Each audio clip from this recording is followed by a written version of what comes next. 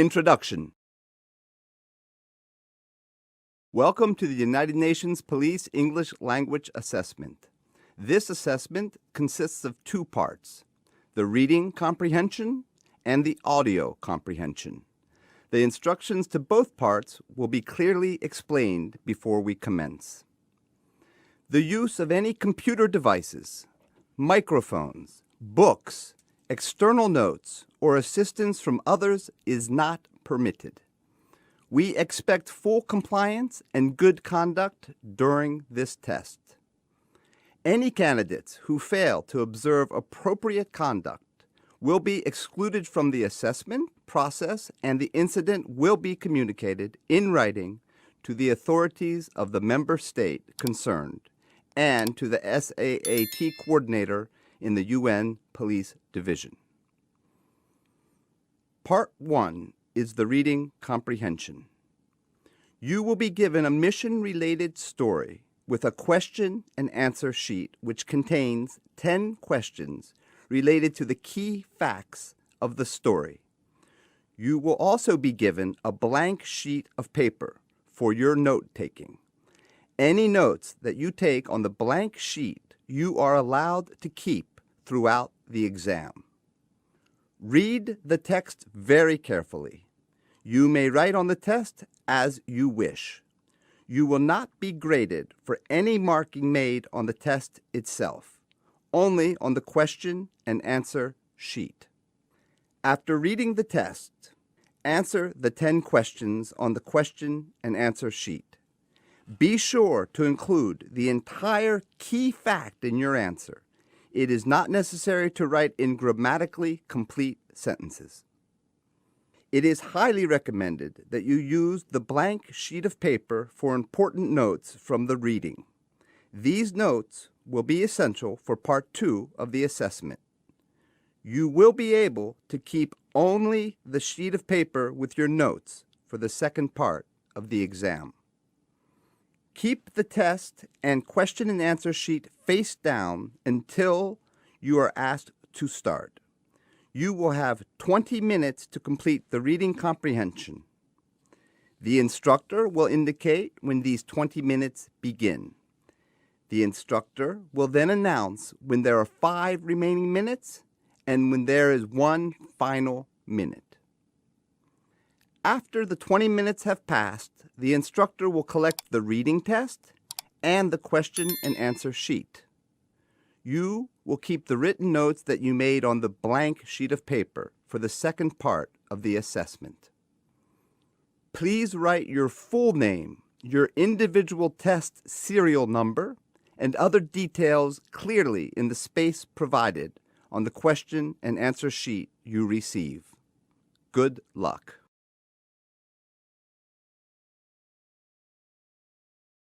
Introduction. This is the second section of the UNPOL Combined Language Assessment. It is divided into 2 parts. In the first part, you will hear one person describing the mission-related topic you have just read about in the reading comprehension. It will be introduced as the narrative. In the second part, you will hear a conversation between 2 people who are discussing the same mission-related topic. It will be introduced as the dialogue. Please be reminded that the use of any computer devices, microphones, books, external notes, or assistance from others is not permitted. Candidates who fail to observe appropriate conduct during this test will be excluded from the assessment process. Such actions will be duly noted and communicated in writing to the authorities of the member state concerned and to the SAAT coordinator in the UN Police Division. You will be given a report writing form and another blank sheet of paper. Take careful notes on the blank sheet of paper of both the narrative and the dialogue. Pay attention to the important facts and key information. You will hear the recording only one time. Once the narrative and dialogue are finished, you will be asked to use your notes from both the reading and the audio parts to write down your own complete police report. You will have 30 minutes to complete your police report. The instructor will indicate when these 30 minutes begin. The instructor will then announce when there are 5 minutes remaining and when there is 1 final minute. Please do not forget to write your full name, your individual test serial number, and other details clearly in the spaces provided on the report writing sheet. Good luck.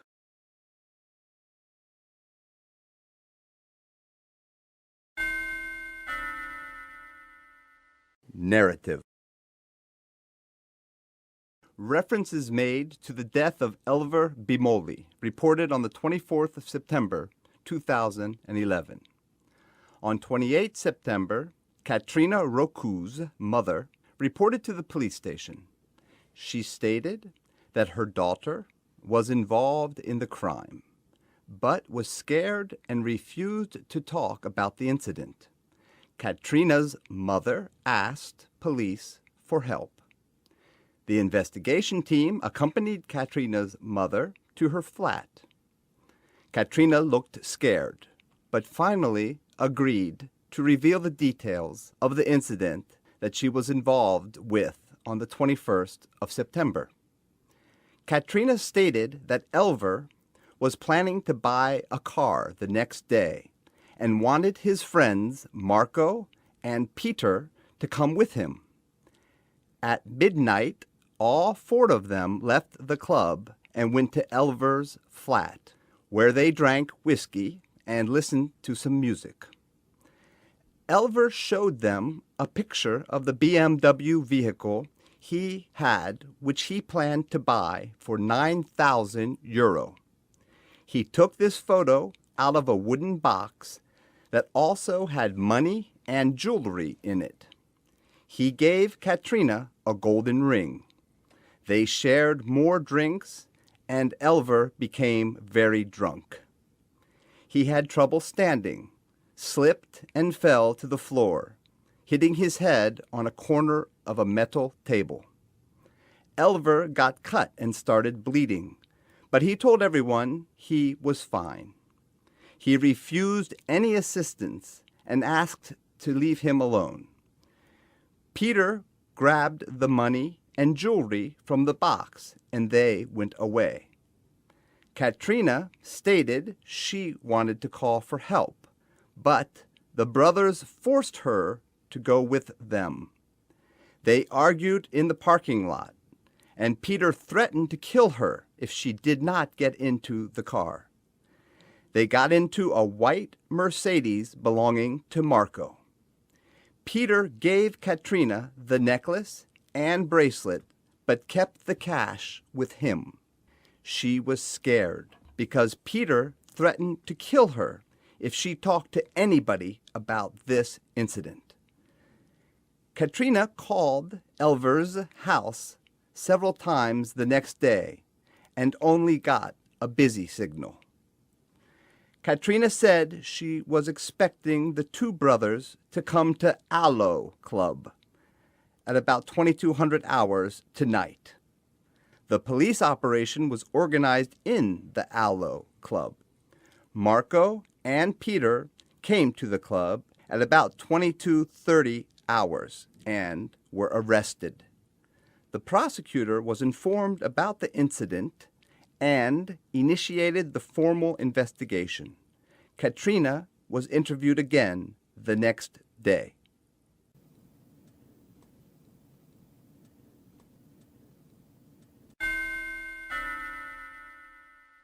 Dialogue.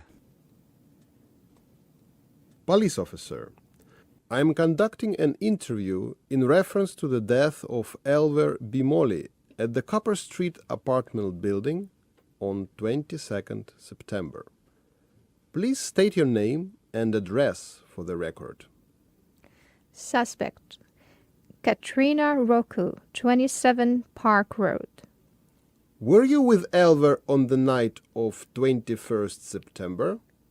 Yes, ELVER was at the Aloe Club.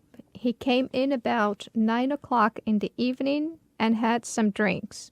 He was waiting for two friends to come. Who were these friends? They were brothers, Marco and Peter Chance. Did they come to the club? Yes, they came in at about 10:30 and had some drinks with ELVER. I finished my shift after 30 minutes and then joined them. So what happened after 2300 hours? ELVER asked the brothers to go with him to buy a car the next morning, and they agreed. Then he asked us all to come to his place to celebrate him getting a car. So we left around midnight and went to his flat. Where is his flat? It is in the Copper Street apartments, but I don't remember the number. Tell me what happened at his flat. We listened to music and drank whiskey. First, we drank a partially full bottle, and then we finished a second bottle. ELVER got drunk. He told us about his car and brought out a small wooden box. It had a picture of the car, a BMW. Then he opened a hidden drawer of the box and showed us his cash and jewelry. He said he had 9,000 euros to buy the car. How did ELVER get the injury to his head? He wanted to dance with me. He was so happy that he gave me a golden ring from the box. But when he stood up, he was very unsteady on his feet. He fell and hit his head on the side of the metal table. Did someone push him down? No, not at all. He fell and hit his head, and then he sat on the floor bleeding. He did not want us to help him and told us to leave. When we tried to lift him by his arms, he refused our assistance. We got ready to leave when Peter grabbed the money and jewelry from the box, and we ran out to their car. I wanted to call the ambulance, but the brothers refused to do it, saying that we would be blamed for hurting ELVER. I started to cry, and we argued about it, but Peter said if I didn't get into the car, he would kill me. What happened with the cash and jewelry? Peter kept the cash and gave me the bracelet and necklace. He said that if I spoke to the police, they would blame me and say I killed ELVER to get the jewelry. I was scared, so I did not tell you the true story at the beginning. If you have told us the truth now, there is no reason to be scared. Peter and Marco were already arrested by us in the Alo nightclub, thanks to your information. We have already informed the prosecutor about the incident. We may need to interview you again later.